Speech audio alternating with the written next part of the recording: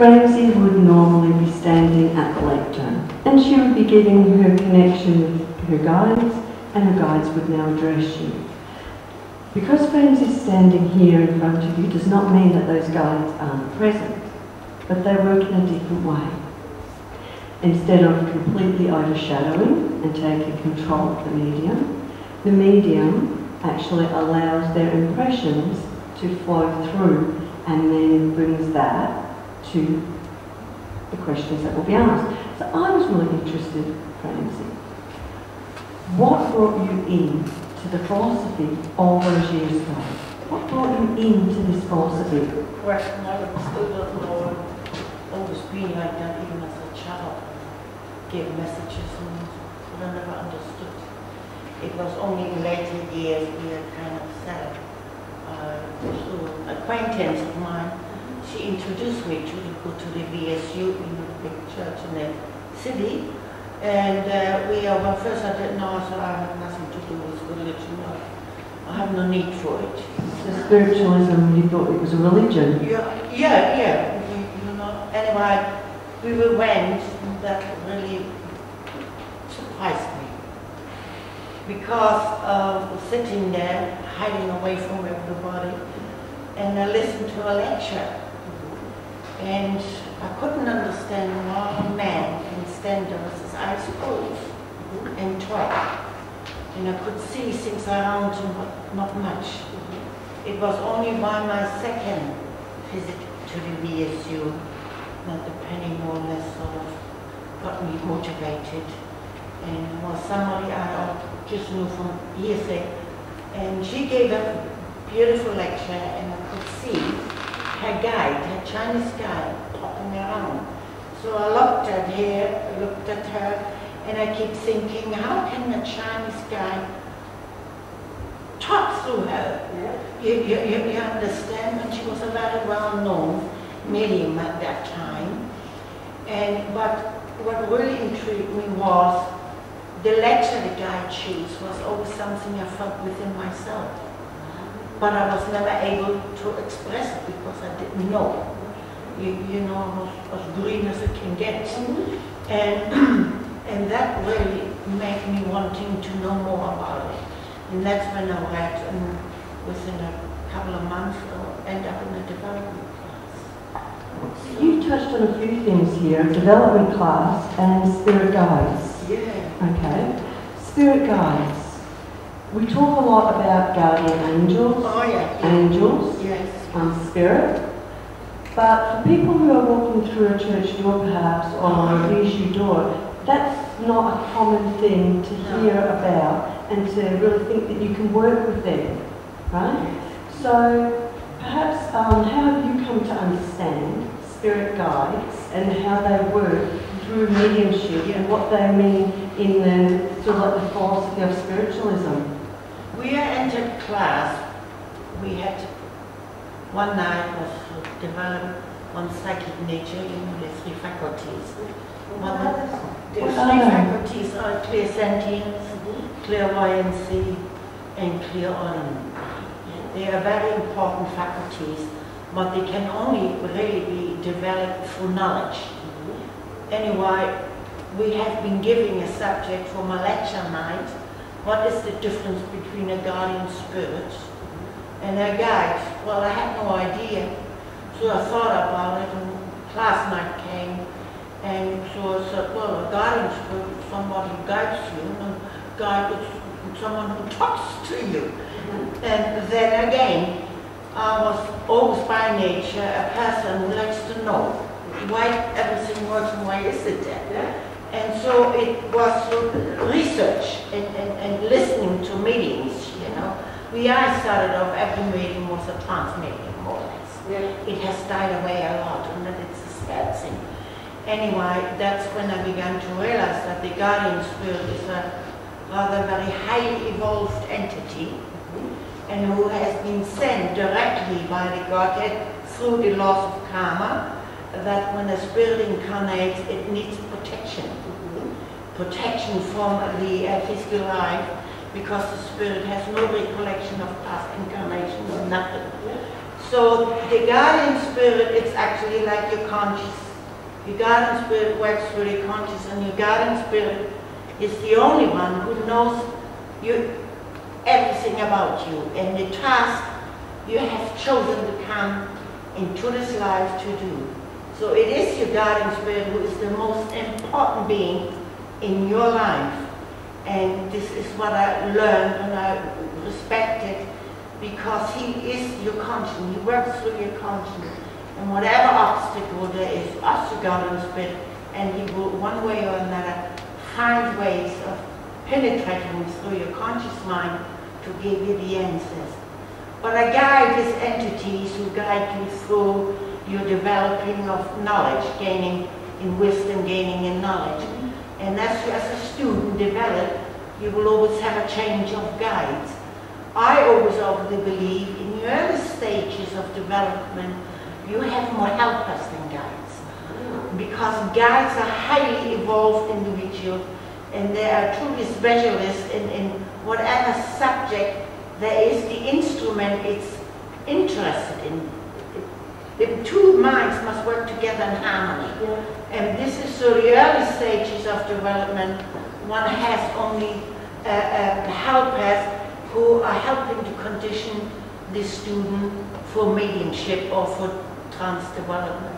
And it's from there that then the guides will actually enter into the field of learning. Mm-hmm. And once one has really established a certain degree of mediumship, then the guides are usually stay longer, or some stay forever. And again, that it's a choice the mediums or the young inspired medium is making if they want to go all the way or as far as they can go. You know, mediumship's changed. Yes, it is, yeah. It is because humanity is on a great crossroad now, and those who have come into this life today, so many of them born with some natural mediumistic abilities, and they are now become very much so attracted to the spiritualist movement, and they eventually will find some suitable classes which is suitable for their development. And this is why we have such a great interest and need actually for true development, and this is why there is a much opener awareness now about spiritualism itself. You know, I recognise that a lot of people don't actually understand what the spiritualist philosophy is. It gets labelled a cult. It gets labelled negative, or it's something to be fearful of. I found it very healing and enlightening. Yeah. But this we also remember, we are a continuation of that what we have been. Every incarnation gets us a little step closer to the ultimate goal and become part of the Godhead itself. Well, that is the aim, so there's no time it is not possible. But what is possible is that we can learn to become aligned with that great consciousness and accept it as a being, like in your talk. So mediumship and everything else is leading more towards awareness and wanting to know. People ask me, well, I want to know if there's life after this. Don't tell me that. Yeah. You know, I want to know. Do you guys want to know? Would you really like to know if there's life after death? This is a common question which people ask, and this is mainly because the Earth's vibration on a spiritual nature is gradually stimulating and bringing us closer into our true nature of being spirit first and foremost. I am spirit, that I am. And it is because of this, there's a much greater interest, and spiritualism will flourish now. The time is right. It has gone through a very bad time. It almost came completely gone, but now it's rising again. And once the public begins to realize that we're not some funny cult member, I mean, everybody is entitled to their belief, that we are actually studying, sincerely studying the accord of universal existence, and there lies the difference. You understand? It is a continuation of all that which we have achieved through past living. It's just a continuation. It's like a student starts off in primary school. We have many incarnations in our planet who are very simple-minded. You cannot tell them anything. They have to gain experience first before you learn. Today, man wants to experience, it wants to know in order to learn and make that knowledge part of their very own being. You know, most of what you've been saying is, as I sort of really listen to the whole picture of what you've been saying, it ties in to reincarnation. It is very much so. Reincarnation is it's really the continuation of unfolding that which we are seeking as a spirit being. Because this is where the confusion starts. People cannot separate the physical mind from the spirit consciousness. And therefore it becomes as one, and then it becomes confused. So what we need to do, or what we need to teach, is gradually harmonizing more with your spiritual inner feelings, and then you'll be able to say that I need for my physical existence of learning, creating opportunities, and that is my spirit which connects with that infinite universal consciousness which we know as God.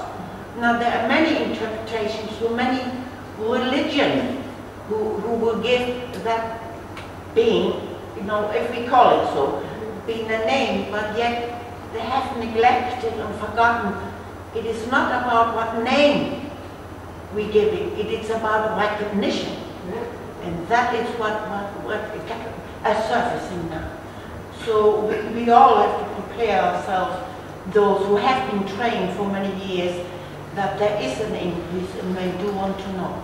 And that it's their birthright actually to know. Yeah, that's a really good point. It's your birthright to know that you are not just a physical being, that there is a very much a spiritual aspect to your personality.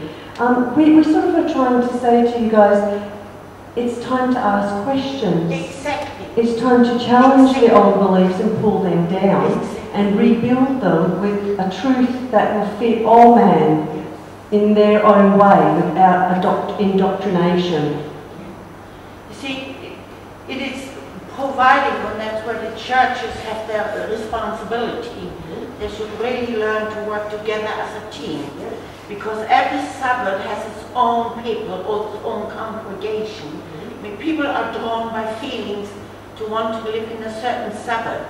And if they have halls of learning there, we'll be able to really reach the people and let them then decide what is right for them, because free will is the most important aspect of our being. Without free will, we really have no life. We're just a machine, an instinct. A puppet? A puppet. A puppet. You mentioned the great halls. Yeah. I've heard that so many times in so many ways. Oh, yeah. The great halls of learning, Yes. the astral realm. Yes. I'm sure most of you've heard this terminology. Perhaps you have some insight into understanding these. The great halls, everything comes in stages. Like I said, student starts education in its first primary year, and through that learning condition it's able to go to next level.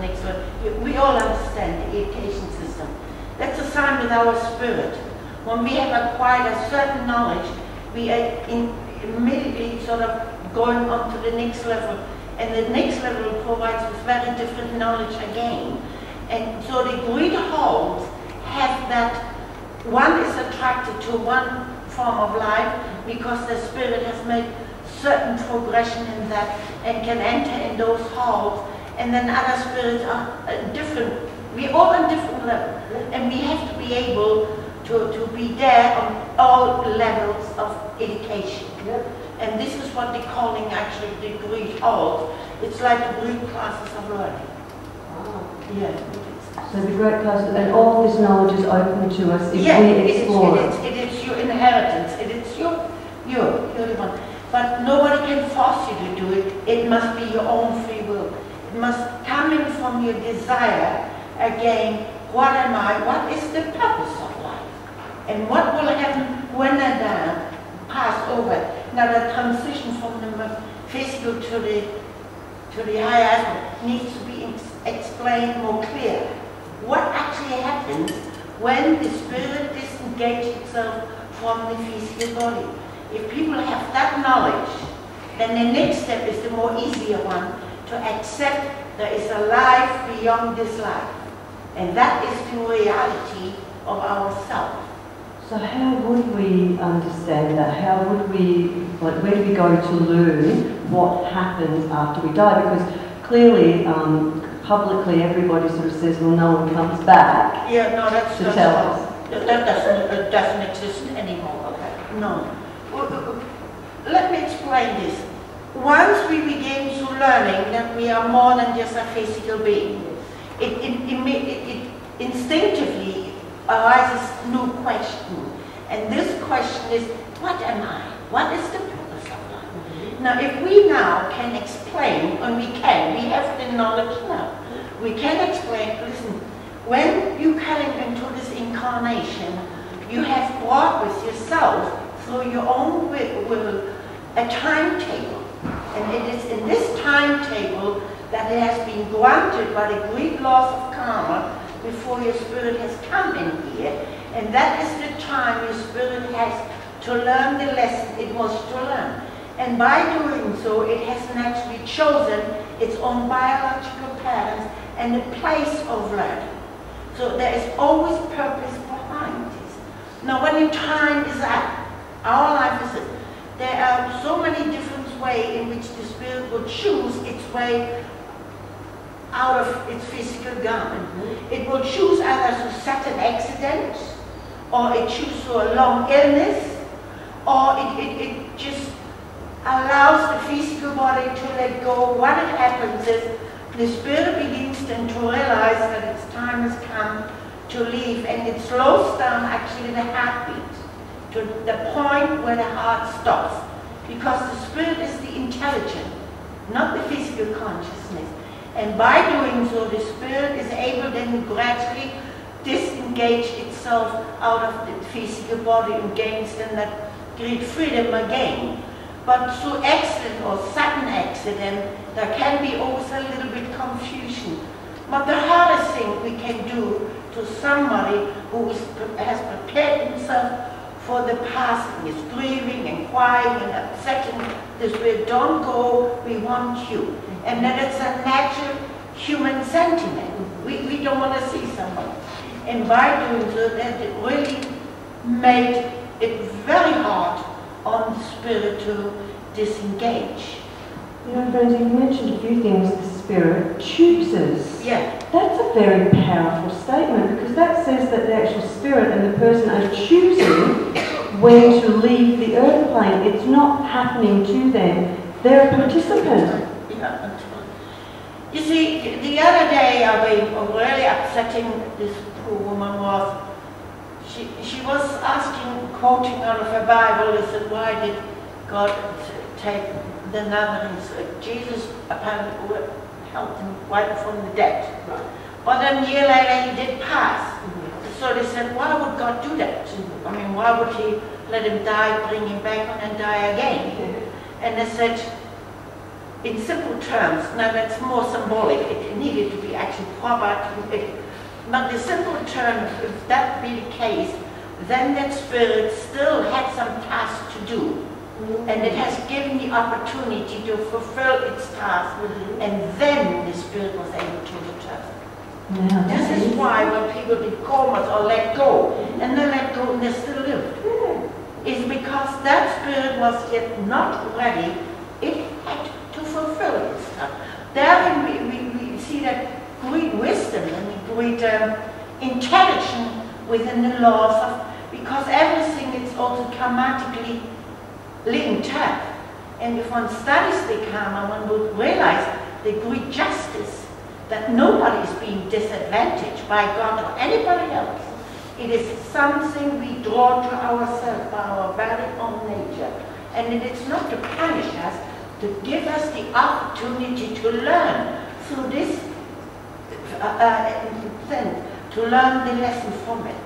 How do we learn to become more charitable when there's so much attraction around it? For myself. So we learn going through those attractions, and then once we are in the higher life, because then your spirit been giving the opportunity, we all have to do that, what is known as the great halls of memory, where we will sit and view our life, every aspect of it. And it is through that acknowledgement, not awareness, that the Spirit begins to understand that every aspect of their life had its purpose.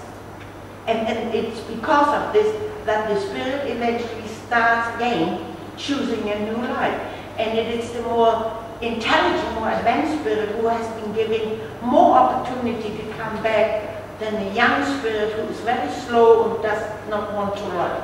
They have to wait, and that in itself can be rather very difficult, because the spirit realizes the beauty of astral living, and then it's denied it because he has not yet gained that intelligence to be harmonized with that beautiful vibration. So really, when you pass over, it's the beginning of the story. It is actually the beginning, all over again.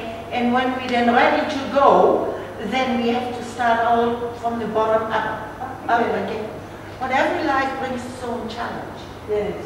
So we never been punished or disadvantaged in any way. We just reaping what we have sown. And that is karma. There's been this Beautiful. But there's this punitive idea that happened to you, it's karma, you deserved it. Yeah. It's not that. That's not true. Like, it's not a punitive thing that happens to you. It is a creation we want to deal with. Listen, you all have made mistakes. We all have made mistakes. And when you begin to realize that you have made that mistake, your feeling would say, I made that mistake, it's me who has to correct it. Right? It is that spirituality, that beautiful spirituality, not going around and blame everything and everyone for it. We have done, it is my duty, my responsibility to take care of it. That is the motivation for the spirit to come back into a new incarnation, to say, I have the song, the seed, it is me who must win. It is I who must take responsibility for my own personal actions. And this is why. How powerful. And the laws of reincarnation, if they've been truly understood, we will see the enormous wisdom of universal law. And it is only possible through the laws of reincarnation. Without it, we would not even evolve. We would be primitive beings, never evolve from anything. So mediumship is a channel that allows the two worlds to collide for a moment.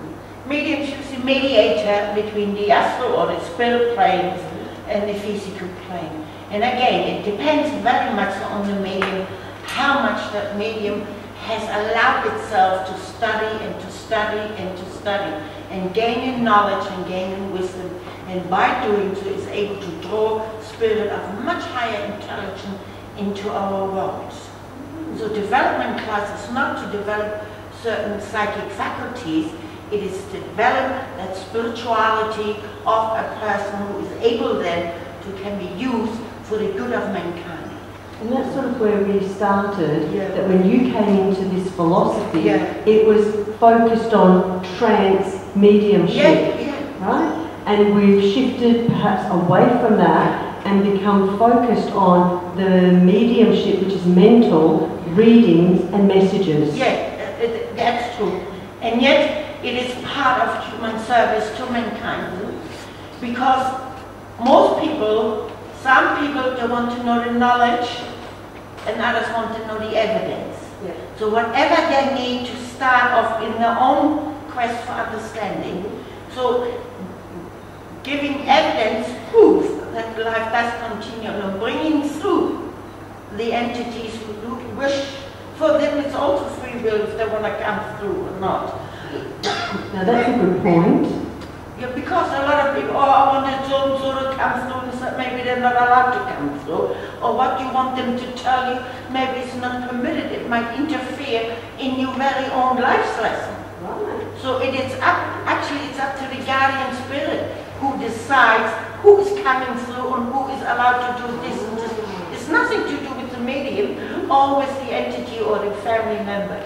It is the guardian spirit who decides, because they see what's in front of the spirit and they will not jeopardize it or disadvantage the spirit. You know, Franzie, I could stand here all day and listen to your knowledge, because I feel that you have a knowledge that so many people need to hear, and a way of explaining it that makes it very accessible. We're recording it today so that that information will be caught, and people from all over the world will put it on the website and be able to listen and to hear what you've given today with the help of your guides. Always with the help of your guides, you're always guided. We have to finish it there, although I could keep going, we could keep going on, but we're always, on the earth plane, we always have to follow a time. The clock rules, in spirit there is no time. So we do have to finish it there, but I have to say thank you for sharing this afternoon with everyone here today. Please join me in thank you.